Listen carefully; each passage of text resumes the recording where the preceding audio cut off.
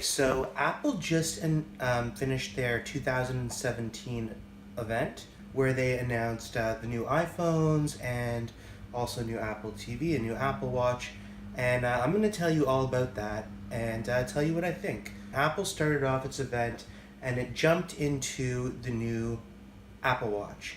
And I'm not going to spend much time on this.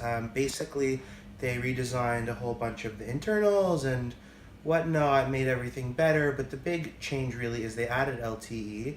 Um, they, of course, redesigned WatchOS as WatchOS 4 is coming out, all sorts of new features there.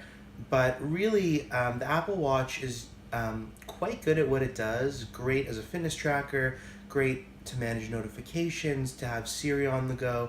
And simply by adding LTE, they're just adding a level of functionality really easily because now you can use all those features anywhere on the go. So, whereas before you had to have your phone nearby to receive a call or your notifications, or you needed your phone to choose which music to sync.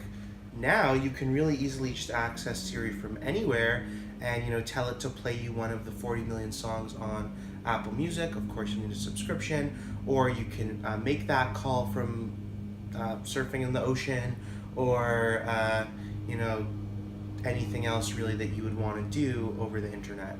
Then they moved on to the Apple TV announcements, and same kind of thing there. All sorts of improvements under the hood and whatnot, but the big game-changing thing is 4K. I don't know if it's that big of a deal. I don't feel any need to upgrade from my previous Apple TV, but now there's going to be 4K content. If you have a 4K TV, you'll be able to, watch sports and all sorts of different content in that really high super quality. Of course, in order to do that, they had to improve the graphics and the processors that run this thing. So it's going to be a lot faster, smoother. Part of this whole increased graphics capabilities will really, I think, have a lot to do with VR and augmented reality. So a little bit down the road, once we see, VR spread as it's really built into the new iPhone, and we see more content like that, I think that aspect of the new Apple TV will become great. But other than that, the Apple Watch, it was already great as it was. The Apple TV, the new one, really great, adding this App Store idea. And now, slightly bringing both of those to the present, adding LTE, which many other watches have already, adding 4K, which many other smart TVs do have already. It really takes those platforms that are so great and just brings them right up to speed and makes them that much better and more usable. So the big announcements, of course, were the iPhone announcements. So first off, they announced an iPhone 8.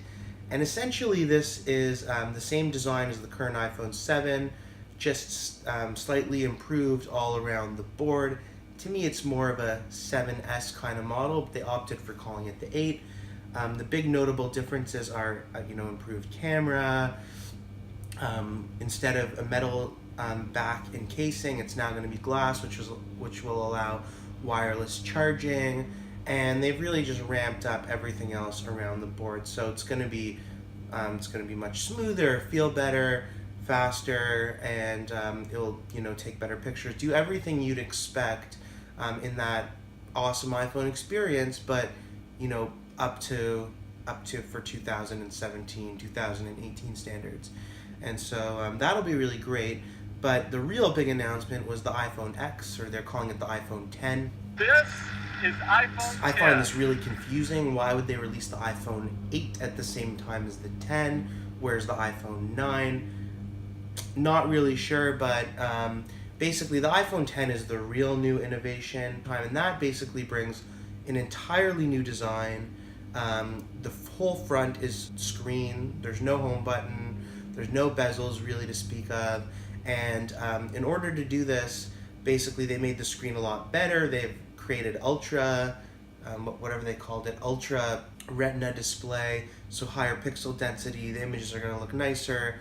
They're using an OLED panel, so better for power consumption and certain other elements of the picture quality. And in order to do that, they've had to change the user interface a bit because there's no home button. so you can't use Touch ID anymore to just log in. So they added this facial processing that's built right into the chips with these fancy neural networks and new chips that are Apple designed, and it's going to unlock your phone by analyzing your face with really advanced cutting edge technology and then unlocking your phone like that. They claim it's more accurate and safer than Touch ID and more secure. The panel that analyzes all that and the chips are going to have all sorts of other applications built into the phone. At the start, for now, the big one is what they call animojis, where you can put your facial expression really vividly into these 12 different emojis that it comes with.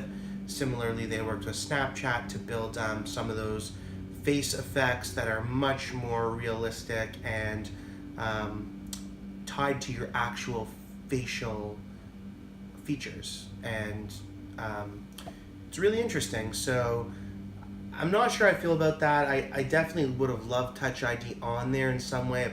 Obviously, Apple couldn't make it work. They couldn't build it into the display. But I think this will work really well for unlocking your phone, for Apple Pay, and the other applications on top of that. Also, with no home button, the navigation is going to be slightly different. You can't just tap that home button to get to your app page or double tap it to get to your apps. But they've added this bar at the bottom where you swipe up and that closes an app. You kind of flick it away. Or if you do the half flick and hold it there, it goes into your app switcher and gives you that multitasking view. So that's kind of nice. That was the old gesture for the control panel, which you'll still have on the iPhone 8 and the earlier models. So on the iPhone X, on the iPhone 10, you're going to have control panel sliding from the controls in the top right corner. And I really think that's just the beginning of gestures. They're going to add a whole bunch of other things you can do beyond the swiping up from the bottom or swiping across from app to app. So just a different way to interact with your phone. And in a very Apple way, they start really with the building blocks, very basic. They'll build on that, see what works, and add a new way to interact with your phone at some point. Similarly, for Siri, you could still use Hey Siri, but now what used to be the lock button is going to be a Siri activator on the iPhone X. So those are the major changes. Really excited to see this phone, although I'm really not sure what to think of it, because at that price, starting price of $999, it's a really pricey. Comes out to about over $1,300 Canadian. I was dead set on getting this phone, but at $1,300 Canadian, when the iPhone 8 version has most of the same features already with the glass and the wireless charging, the improved cameras, improved processors, I'm not really sure. I'm interested to hear what everyone else thinks at this point. Would you buy that new iPhone? Are you going to be happy with the iPhone 8 instead? It's got a lot of those features. What are your thoughts on these new models and some of the other announcements that we saw today? Definitely let me know down below in the comments. I look forward to hearing and look forward to seeing more about these new iPhones and the differences between them and whether that iPhone X model is really worth it. Thanks for joining me again on the Tech Couch. Let's wrap this thing up. Take it easy.